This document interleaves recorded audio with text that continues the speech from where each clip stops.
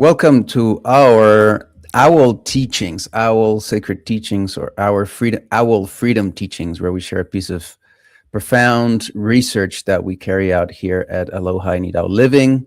And this is broadcasted in Freedom Shift, which has now become a known channel because we hit the 550 follower mark in TikTok. We now can do lives on TikTok. We have an average of 95% above every other creator with same follower count, which means since we just started this Freedom Shift channel, it's become it's big. It's just starting, but they're really liking it. They really like what you have to share, what we share here. So welcome to this 222nd conversation. 222, a very beautiful number, and totally in alignment with the equinox. The equinox, and didn't think of that. And with today's subject, which is about it takes two to do this, which is the art of making love. So welcome to this loving conversation, this freedom conversation. So you're going to teach us research stuff that you have investigated, written, edited, read about the art of making love. We think it's something that it's very funny. I think that everybody thinks they know how to make love. I've observed that. Everybody's like, oh, I'm a good one. Yeah. And I guess there's always somebody that's worse than you. So if you compare yourself to them, you can say you're better, but I don't think that anybody's really that good. Well, it's like, I mean, over 2 years ago, I presented the concept of slow sex from Adam Tokunaga, the Japanese guy, where he focused that we all know how to make junk sex. We all know how to have junk sex. Yeah. Yeah, and you've been touching a lot throughout the conversations about the importance of reconnecting with our sexuality and how that is a key ingredient in keeping society repressed, and it's the main trigger for violence. Well, yes. Yes. Yes. So this is going to be very healing. This is going to be very, very helpful to have said and to listen to it. So please enlighten us with this research. So what is the purpose of relationships between men and women? Is it only to have children? Is it only to enjoy sex, or to share life experiences? Or is there more? Our heritage is the memory that we were once infinite universal existence. And so naturally, each one of us, without exception, seeks unconditional love, happiness, and peace of this infinite universal existence. So as human beings, we begin the return journey to infinity, led by the memory of our universal origin and our true identity of having been formed in love. All things are polar. They have yin and yang, or Shiva and Shakti, as their basis of existence, or positive and negative. What are yin and yang always wanting to achieve? The opposites are always seeking oneness. And so we seek the opposite sex from a very young age to achieve harmony with the ever-changing relative world. We think that relationships between men and women begin at the physical level, and this is truly only a small part of achieving oneness. So the real purpose of relationships is to refine and harmonize our consciousness, to achieve a state beyond male or female by uniting with our opposite. The mysteries of love can be explained in very simple terms. Everything in the universe has its opposite. Yin and yang, or day existing with night, inside with outside, etc. And life moves rhythmically, and yin and yang describe this rhythmic movement through the orgasmic reflex, as described by Wilhelm Reich. Yin represents the centrifugal, moving away from the axis. So it is an upward, outward, expanding energy. It's Mother Earth circling Grandfather Sun.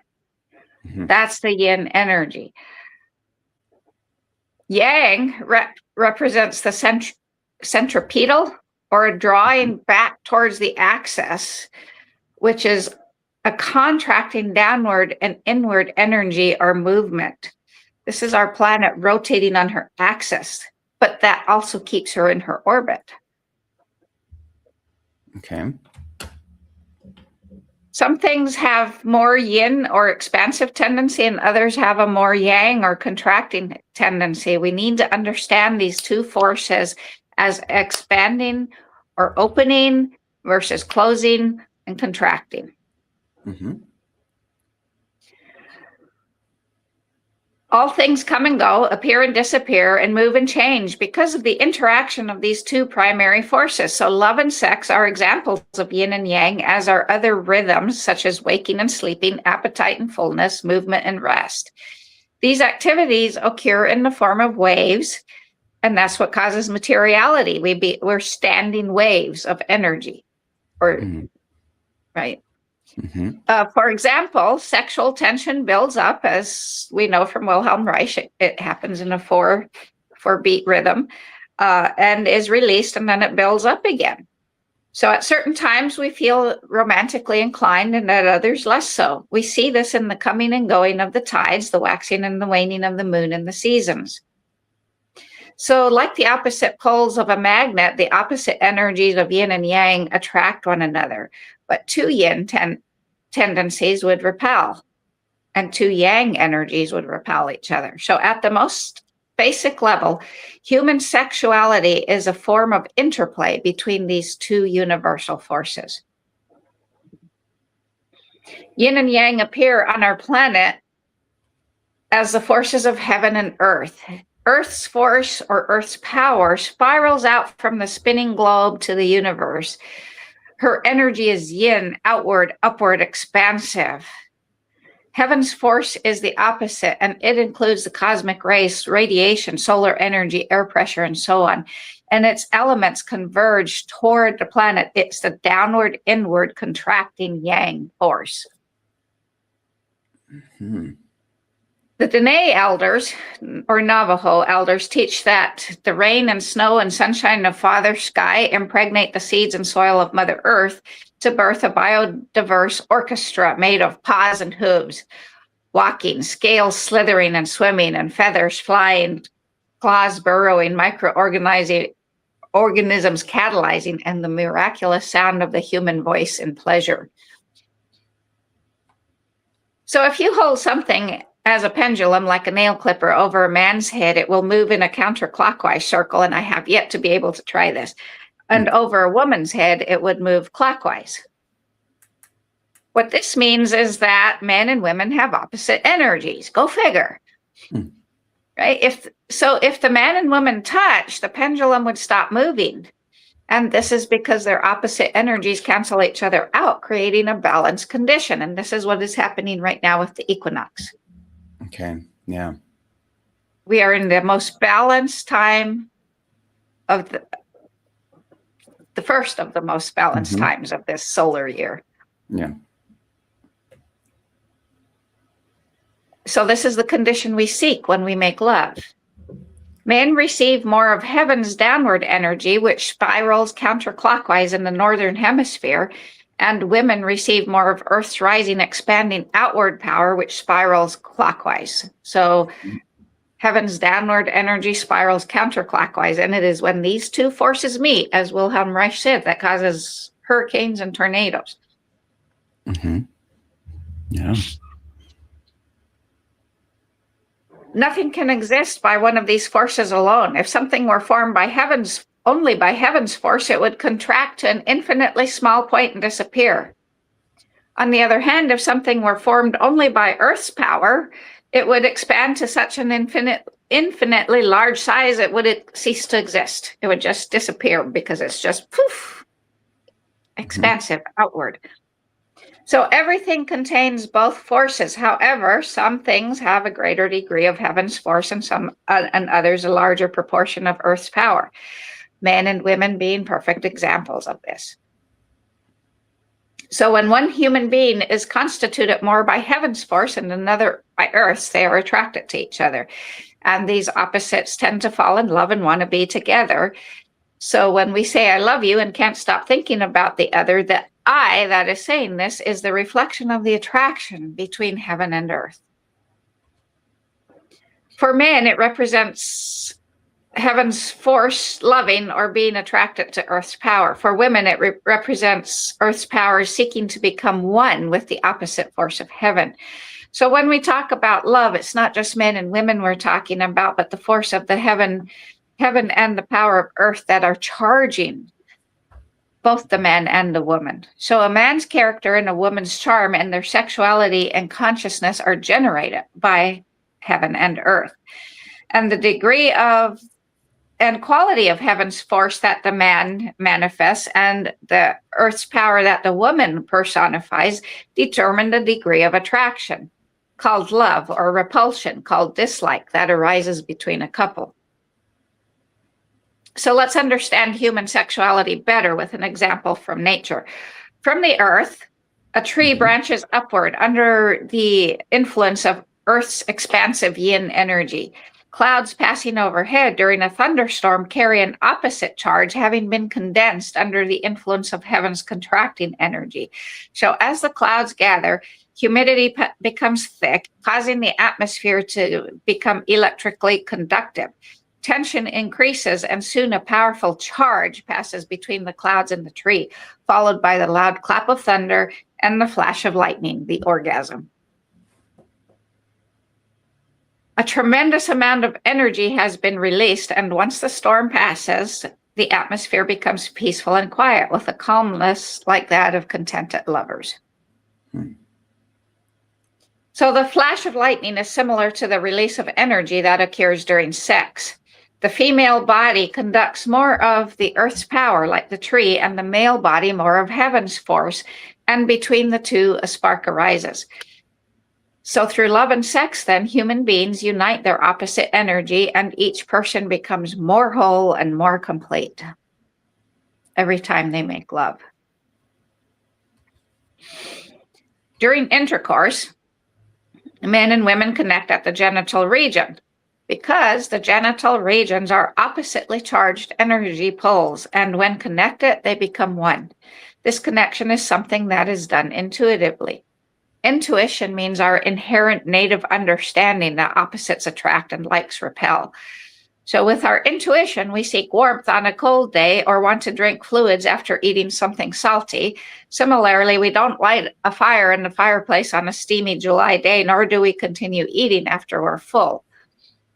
So couples instinctively know that in order to neutralize their built-up energies, they must increase the intensity of that energy.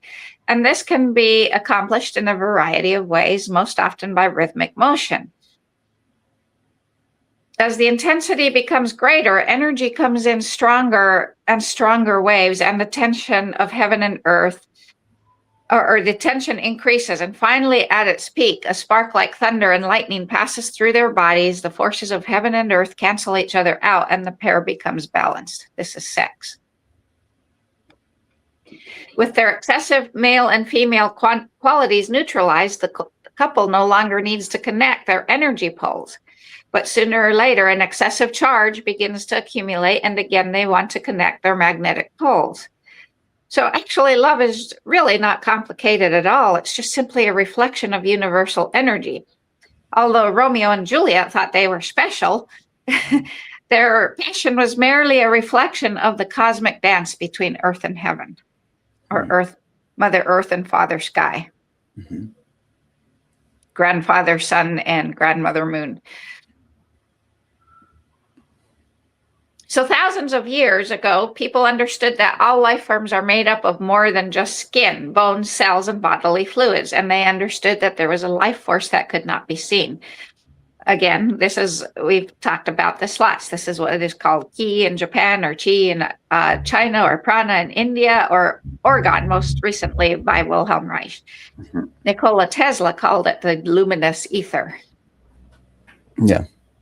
So making love is simply a natural way to bring human energy into harmony with the universe. And so this energy, this life force, this organ, this luminous ether, flows through the body in the same way that water flows from a mighty river into many small branches or streams, or from many small branches into the mighty river that flows to the mighty ocean. This central energy stream runs deep inside the body from the top of the head to the sexual organs. It is a primary channel for the flow of heaven and earth's forces through the body.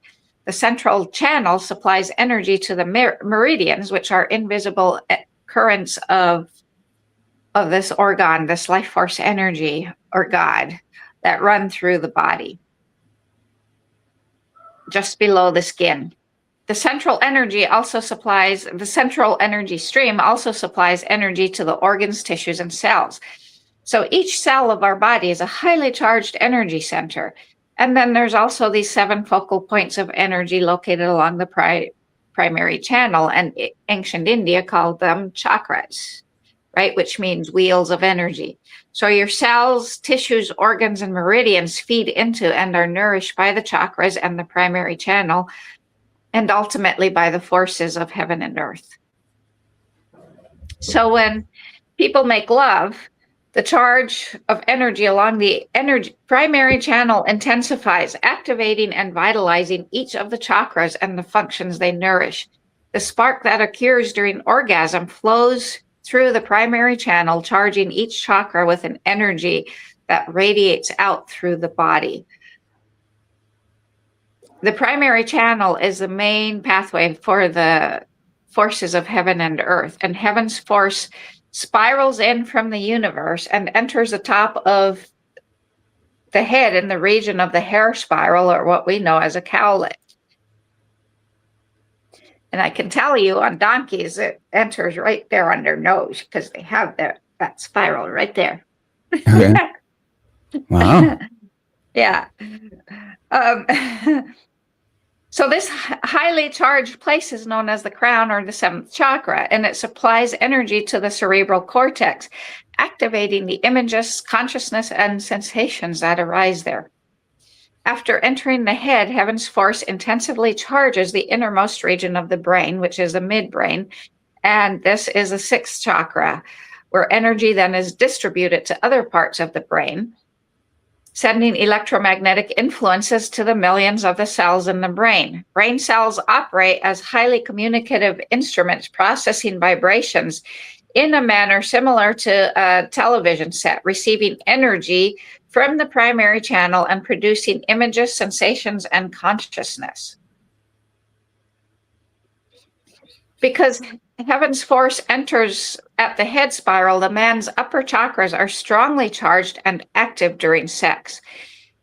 It is through activation of the midbrain chakra that partners, and especially the male, are able to control the speed and intensity of their lovemaking. In women, the pole that is active opposite the man's highly activated upper chakras is called the Hara chakra. That's located deep within the uterus and is strongly charged and active. Of course, both sexes have each of these areas charged, but of the 2 regions, one is more strongly activated by earth and one by heaven. So for this reason, man's sexual activity is strongly influenced by his imagination. So he's able to engage in sex with a woman without feeling love for her. Okay. And because of heaven's force that enters, that charges his upper chakras first, right? Mhm. So the chakra response, or orgasmic reflex, normally begins in the upper body and gradually proceeds to the lower energy center. Sensory arousal begins with the purely vibrational senses of sight and hearing, which have their focus in the head, and progress to the more physical sense of touch, which involves the body. Vibrations of speech originate in the fifth or the throat chakra, and the quality of these vibrations help determine the other person's response. Loud noises or harsh expressions make the chakras constrict and tighten, diminishing the flow of energy through them and causing their responsiveness to fade. Which makes sense because I experienced this with my partner back during our cold snap. He had very loud music on and harsh music and tried to get it on sexually, and it didn't happen. It just didn't. Oh, wow. Yeah. Yeah. Yeah. I wonder why that, that they have, they have that. It's going to be associated to this rock and roll kind of vibe. For some, otherwise it's not kinky. Yeah. So when we know that makes our chakras constrict, we know you can't have sex, you can't make love if your chakras are constricted. Yeah. When partners touch, they exchange energy directly from body to body, and touching sends sensory impulses through the nerve endings to the midbrain and transmits energy directly through the meridians just below the skin. As a result, any part of the body can become an erogenous zone if the proper stimulation is provided, and that's what Adam Tokunaga teaches about, especially about women, right? Mm-hmm. So touching also activates the secondary chakras, the energy centers located in the center of the palms. These chakras send energy to and receive it from the primary channel, and especially the heart chakra. So when couples hold hands or press their palms together, these secondary chakras channel energy from heart to heart, stimulating feelings of warmth and closeness. Kissing is an intimate form of touch.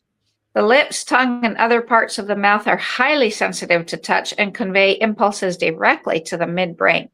Saliva carries a strong electromagnetic charge, as do the fluids secreted by the sexual organs during arousal. The fourth, or heart chakra, in the center of the chest is where the active rhythm of heaven and earth's forces produce the heartbeat. Contracting of the heart is produced by heaven's force, and expansion, or the filling with blood, is produced by earth's power. The rhythmic movement of the lungs is also regulated by the energy in this chakra, and so feelings of love, compassion, and tenderness are generated here. Mm-hmm.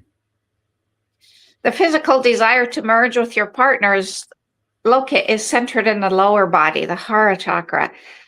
The desire to merge mentally and spiritually is located in the midbrain. Our Earth's force causes the energy and feelings and sensations generated in the Hara to move upward along the primary channel, while heaven's force causes the vibrations produced by the images in the brain to move downward. These forces merge in the heart chakra, producing full active energy that stimulates the heart and nerves, causing actual physical sensations. The heart chakra creates the aspiration to love or become one with another person, as well as the anticipation and excitement at the possibility of achieving this desire. These feelings intensify during embrace. When people embrace, they bring their heart chakras into direct contact, giving or surrendering these vibrations to the other one while opening the chakra in order to receive them. Then emotional bonding happens between lovers when they look softly into each other's eyes, kiss, and gently caress one another. So as the chakra response or orgasmic reflex intensifies, heartbeat and breathing accelerate and blood pressure rises. This is the same response as the fight or flight response, exact same response. Activation of the heart and other chakras produces a reaction in a woman's breasts. The nipples may become erect and the breasts increase in size. This reaction is stimulated by gentle touching, caressing, or kissing, accelerating the flow of energy and creating higher levels of arousal. The third, or stomach chakra, is in the solar plexus. It activates the movement of the stomach and digestive organ and supplies the liver, spleen, and kidneys with energy. This chakra also translates the images and feelings generated in the upper chakras into the movements of the lower body. The difference between men and women are most apparent in the lower body. The sexual organs develop during the embryonic period when the influence of heaven and earth first become apparent. The penis is formed by heaven's downward force, and as the female embryo is receiving more of Earth's upward energy, she develops a smaller organ called the clitoris. Earth's rising energy causes the female organs to develop in a more upward direction inside the body, while in the male, heaven's downward force causes them to appear outside the body in a more downward position.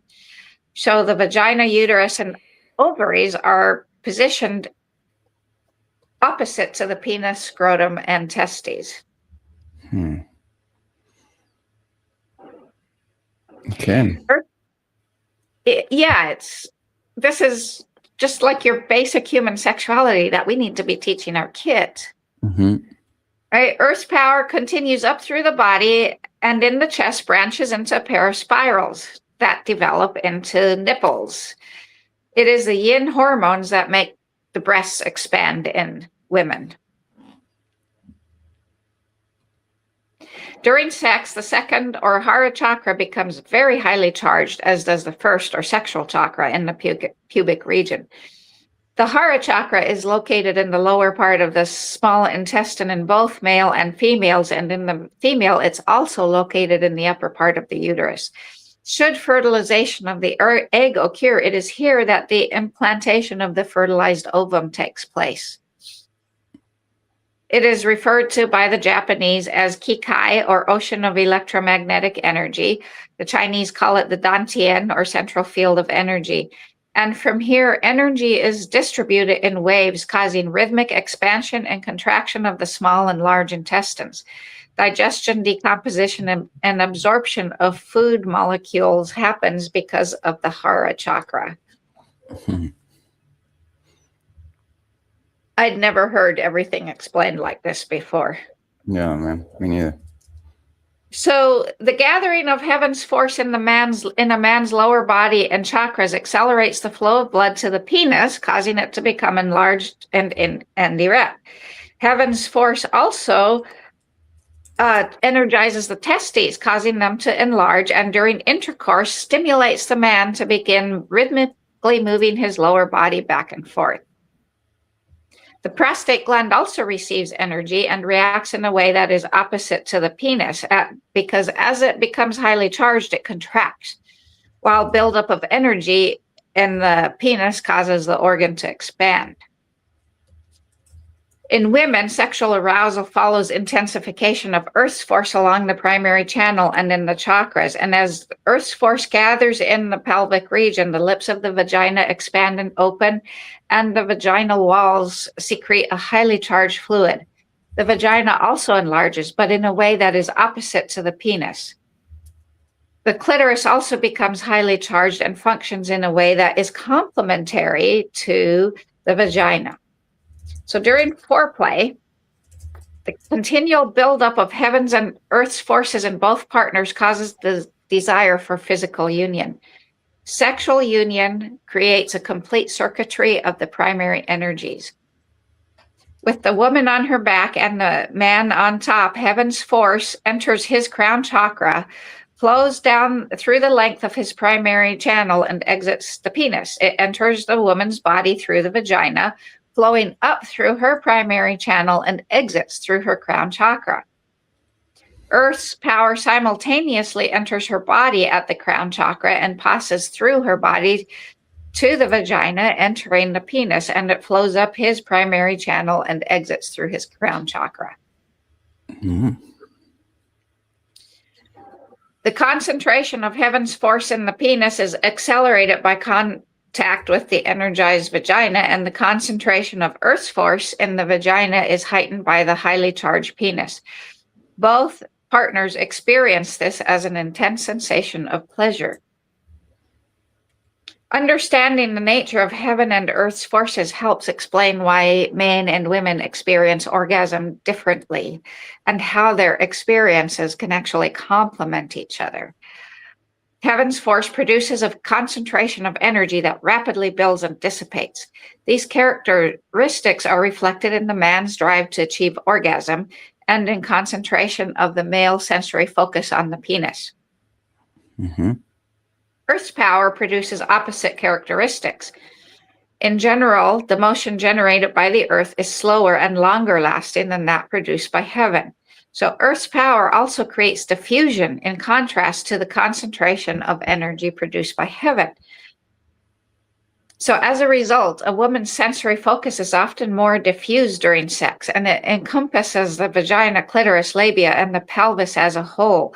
And because it takes longer for this wider area to become fully charged, a woman needs more time for the chakra response or orgasm reflex to build. Wow. However, as energy builds to the level of orgasm, a woman can sustain the experience longer than a man, and she can enjoy multiple orgasms. Mm.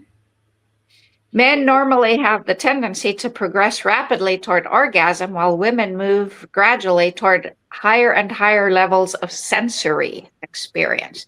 This is where Adam Tokunaga talks about the importance of the man pleasuring the woman's skin, because that turns her into such a beautiful being.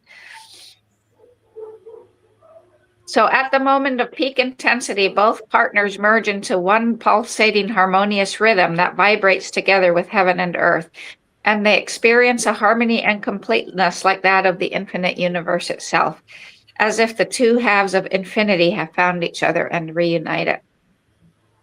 And a tremendous amount of energy has just been released, and as the chakras begin to cool, the bodily changes created by the chakra response or orgasm reflex gradually return to normal. The man's charge of energy cools off more rapidly, especially the charge of the energy in the midbrain. And a woman's center, the hara that is deep in her body, doesn't cool off so quickly. So again, a complementary reaction between the two. And at this time, each partner can express love and care for the other by holding and caressing and tenderly looking into each other's eyes, sharing the afterglow of this chakra energy. And so in this way, both can experience a sense of joy and completeness, sharing the sublime feeling of harmony with each other and the whole universe. And so the flower of human sexuality can then blossom into a love that embraces everything. Wow. That's beautiful. Yeah. Beautiful, but technical too. Yeah. Yeah. Well, I mean, and it's important. I think it's important for us to understand all this. Yeah, very, very detailed and descriptive, and yeah.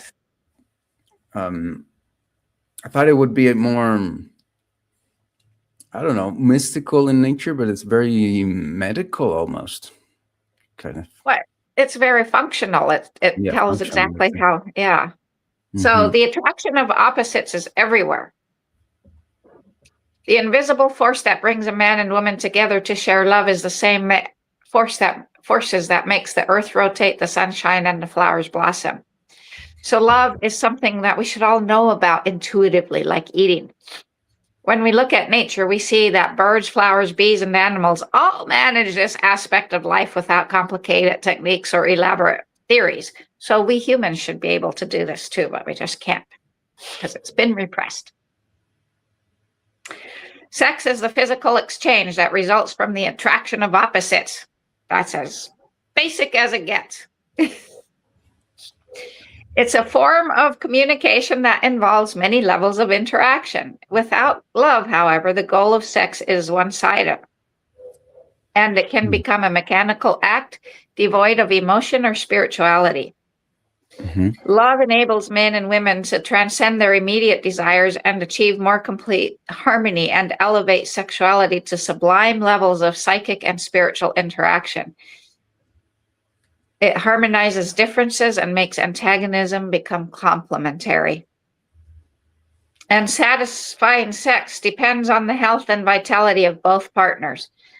Whether the chakras are able to generate sufficient energy and the degree to which they charge the entire body is a function of our physical condition and state of our health.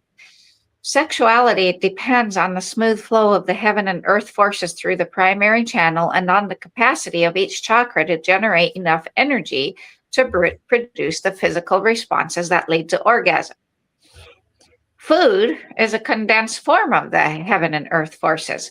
So like everything else, when we understand food in the terms of yin and yang or expansion and contraction, we can see how food can have a profound influence on sexuality, because some foods have a very expansive energy while others have a very condensed or contracting energy, and others are more balanced.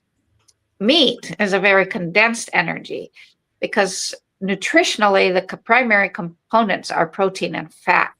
Protein creates the more yang physical structure of the body.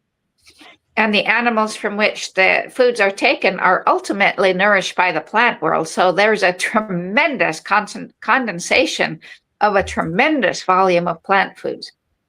So meats are strongly charged with a downward contracting yang energy. And so eating a large volume of meat can then produce constriction and stagnation in the body. Mm-hmm. Sugars, fruits, spices, coffee, chocolate, alcohol all have a more yin or expansive effect.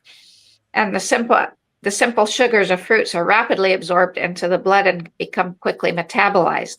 So rapid diffusion and decomposition are yin tendencies.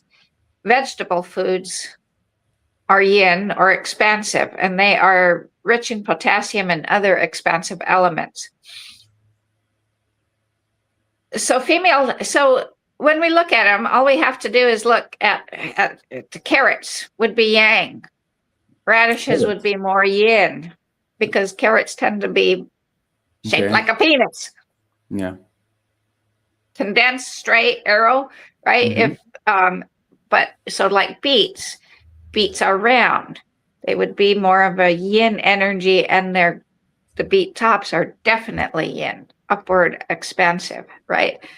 I feel like the roundish root vegetables are probably a very, very balanced yin yang energy.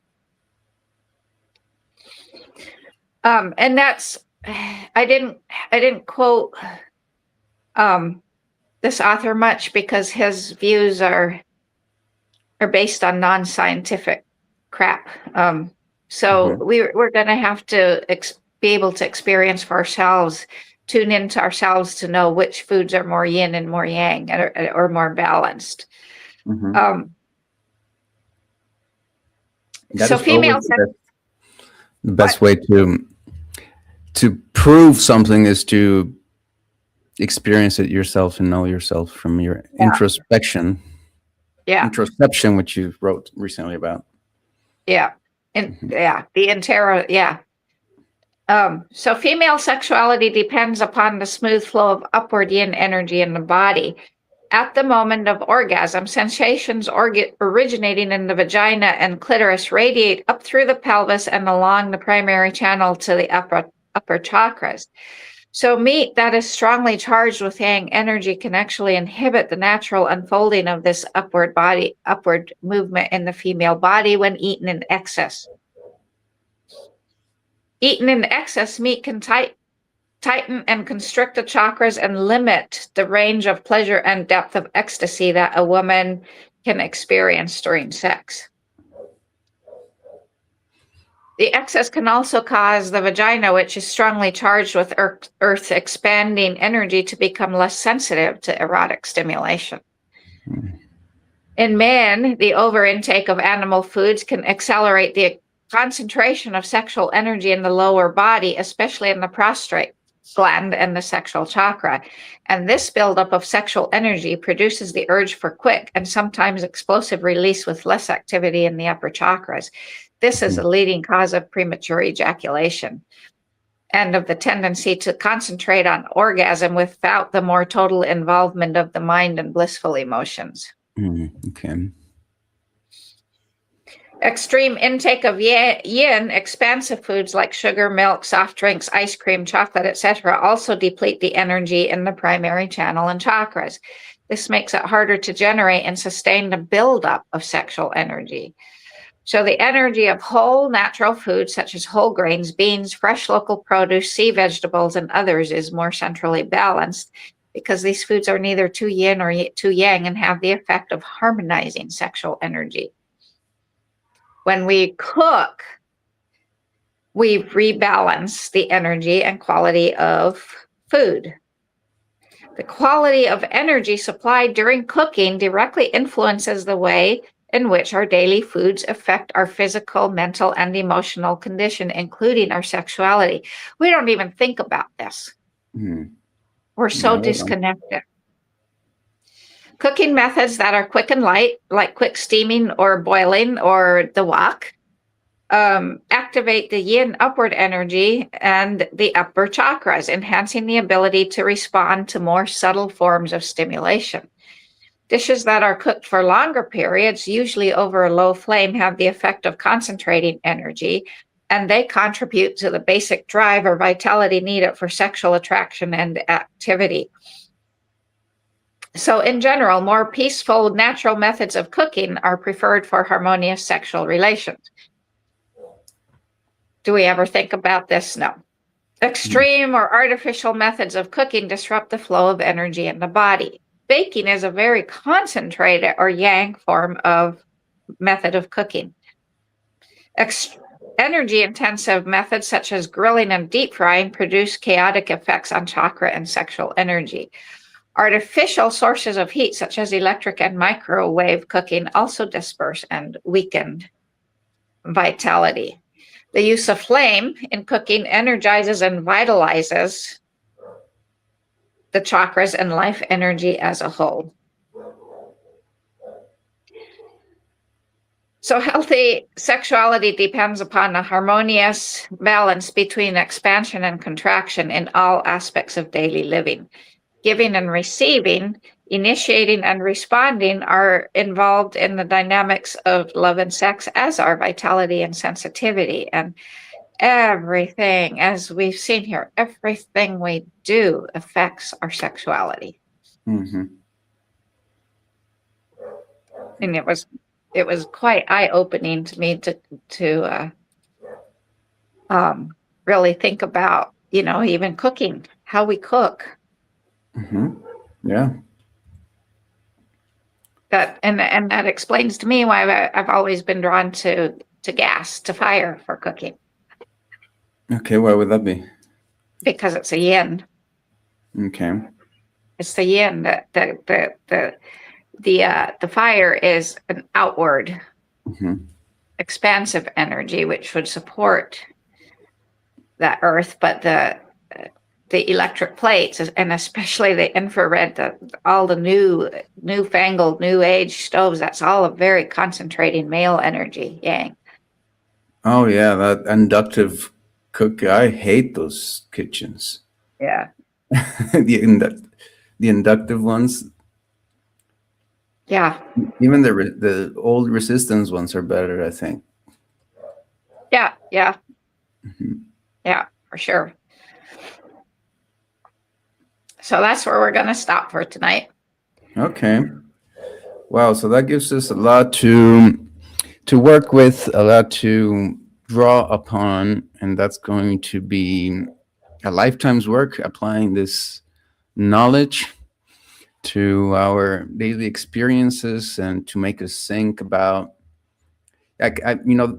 some bits and pieces of what you shared. I've known. For example, I've known that everything is sexual in nature. So everything is related to sex, and everything, it's like the origin, but also kind of the conclusion to life. Yeah. The point in life. I mean, and let's admit it. We just don't want to admit it. We're drawn into making ourselves think, oh, there's so much more than sex. Well, come on. All we think about, maybe more men, I don't know, is sex. I mean, I don't even think more men, maybe more men are more honest about it. Yeah. They'll say, all we think about is sex. They asked that question the other day in the language club as a question to have fun with using languages, and the question was, do you think about how often do you think about sex? And I like that men are more honest about it. Yeah. The women are like, Yeah. oh man, once a once every few days. Oh, come on. Well, I Yeah. mean, and it really makes sense when you understand that heaven's energy enters through the crown of the head, through Mhm. right back here, right? And it stimulates the brain. That gives the sensations. That's why men are so focused on the visual. Yeah. That's why they get so and that's why women are like, don't freaking send me penis pictures. I don't need to see your penis. Well, I think that the sending the it's not really about. I mean, that wouldn't make sense. Them like I mean, men like the visual, but seeing the visual for them, so seeing their own penis is no pleasure. I guess the pleasure in sending the dick pics is about kind of. I mean, and I think about this all of the time, and more now that we talk about this in our conversations, and that we're bringing up this subject and freedom shift and our teachings and Elohim I need our living, where we are so constricted in our sexuality by the society we live in, that we have this kind of inner necessity to just take our dick out somewhere and just show it. Yeah, It's, yeah. it's just like, I think, yeah, I agree with you. Yeah, it's that urge of fuck this civilization, fuck being educated. I'm tired of hiding my things, and I want to be show them. I know I'm going to bother probably that person. I know I'm going to get in trouble, but sexuality is stronger than yeah. common sense. Well, and it's natural, and that's just when we understand sexuality as the attraction of heaven's and earth's forces to come together to create a more complete whole. This is why Wilhelm Reich with the and with his sex economic theory and the children's democracies of the tribes we talked about are so freaking important, because it starts when we are babies. Mm-hmm. Yeah, don't touch yourself there. Oh, code names for simple things. Yeah, Hiding. Oh, it's shameful to yeah. to Uh, to. and I've told you before, my mother grew up teaching me. She called my vagina stink box. Wow. Yeah, So yeah.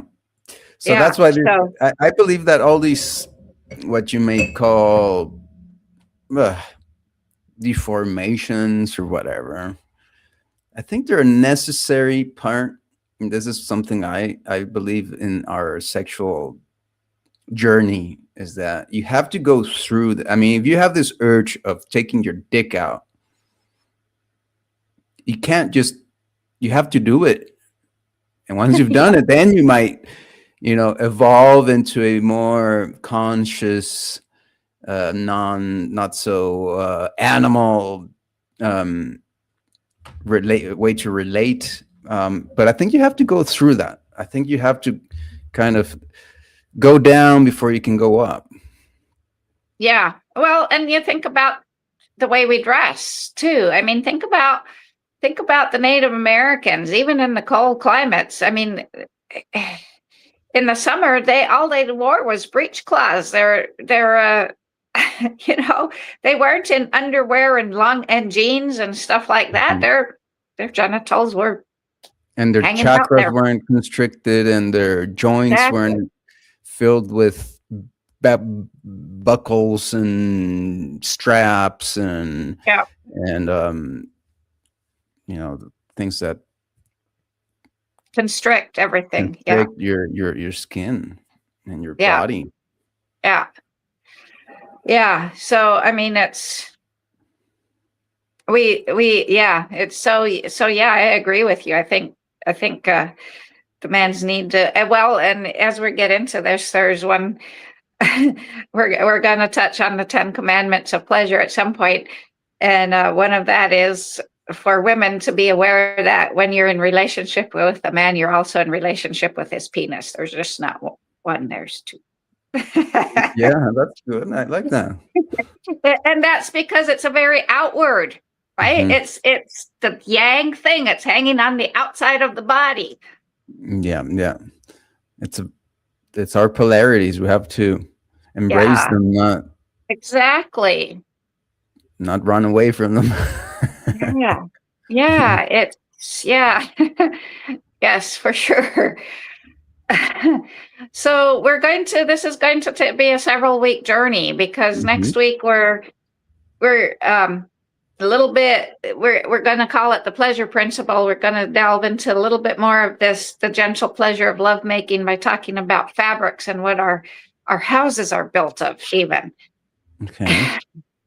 Right, and that's just for a little bit, and then we're going to get into the pleasure principle and talk about our senses,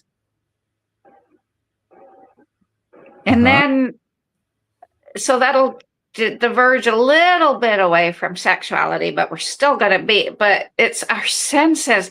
We're so shut down Hmm. sensually wise. Hmm. And I think the COVID scam of you're Hmm. going to lose your taste and your sense of smell was Hmm. just only to awaken us all to the fact that we already have lost it. That's it. Yeah. I think the majority of us live life so we just eat in a big hurry. We Isn't that so creepy that they can just point us out something that is already happening yeah and tell us that's a symptom of a new disease, and we just yeah buy right. that. And then we focus. Oh, I lost my sense of smell and my taste. Yeah. What? No, you probably haven't tasted something really for years, especially if you're a smoker. Yeah, and you have all these bleaches and these laundry things and the perfumes and the deodorant and the Yeah, shampoo and everything has is messing with your with your sense of smell. You get a little yeah, cough, of course, it's going to be even less. yeah. Um, Well, and that's all artificial. That all the scents we smell are all artificial. And yeah, but since I've that's done, why it gets, it's so bombarded that we can't, we lose. I mean, I think everything is relative. So if it's like if you're in a room that has a lot of lighting in it, and all of a sudden you go dark, you're not going to see shit in the dark. It's the same thing. yeah, yeah, Um, so if you're all the time bombarded with strong smells, you're gonna not smell. Normal smells are not going to be. You're not going to be able to notice them. yeah, exactly. Well, and then, since I've done a couple of detoxes, Hmm. And then I everything you can't eat and everything you mentioned in this conversation, yeah. I cannot tolerate, ever since those detoxes, I cannot tolerate processed sugar, the Hmm. processed bakery goods. They're just too freaking sweet. I can't Hmm. tolerate all the artificial scents, the Yeah, candles. I me can't do too. them anymore. I just can't I because have it to just, if I stay at a hotel, I have to ask them to mop the floor with just water because they'll mop it with cleaner, and you'll go in a yeah, room and there's just smell, and I yeah, can't, doesn't let me sleep. yeah, yeah. Once you detox your body from, and these detoxes I did were what Dr. Violdo recommends. I did it a couple times, and after a couple times, it's just like, Ingrid, how many times do you have to buy something sugary sweet to prove to yourself you just can't freaking tolerate it? It doesn't taste good anymore, right? Hmm. And my daughter doesn't understand. She used to love to burn candles, and I'd be like, blow that out. That stinks. That's awful. It gives me a headache. Oh yeah, and Can't those do it. candles. The I got three, 2 daughters and a son, and they're all, well, not them. It's my mom and her boyfriend that are fanatics of the birthday cake and the birthday candles. And last time I had to get out of the house because Yeah, they I bet. brought this kind of firework like candles, and they just smoked the whole house. It was like, what? When is this gonna stop? If you can't stop that, how are we gonna stop the wars? I mean, if you can't. Yeah, exactly. Well, and I mean, and you think about the fact that all of our candles, commercial candles, are made of petroleum. Paraffin Yeah, I wax is know. petroleum. Yeah, and these were worse. These were not even candles; they were fireworks. They're just Sparklers. sparkling tubes with, with. Yeah, Oh man, I had to get out of yeah, the house. I had to offend them just to. yeah, I choose to save my health over, playing social with that nonsense. yeah, yeah, for sure. Well, and I can handle incense, but it also depends on what the origin of the There's incense is too. types of instances, Yeah, and some can be more toxic than others. yeah, And it yeah, all comes down to it's still smoke. yeah, Mhm. So yeah. smoke, So it can be sacred a little bit. I think we are adapted to a little bit of smoke because normally we would cook with firewood, yeah, and there you have to develop some type of adaptation to being in the presence of smoke. smoke. Yeah, But too much is never good. yeah, for sure. So yeah, this is an interesting journey, and so we're going to be probably on this for weeks. So, what would be the title for next week's conversation? The pleasure principle. The pleasure principle. Okay, that sounds Yes. very, very interesting and very pleasurable. Yeah. Okay, so join us to receive this teaching, to have this first hearing of this investigation that we carry out, or that Blue Heron Woman does for you here. And please help us, not help us, please. I don't want to say help us or support us. I want to help yourself in being present and giving a like, making a comment, and making us know that you have heard this, and that or if you don't agree with something, you don't like something, you'd like something to be improved, you can also let us know. So thank you for being here, folks. Thank you for watching, and we'll see each other next week. Yep. Goodbye.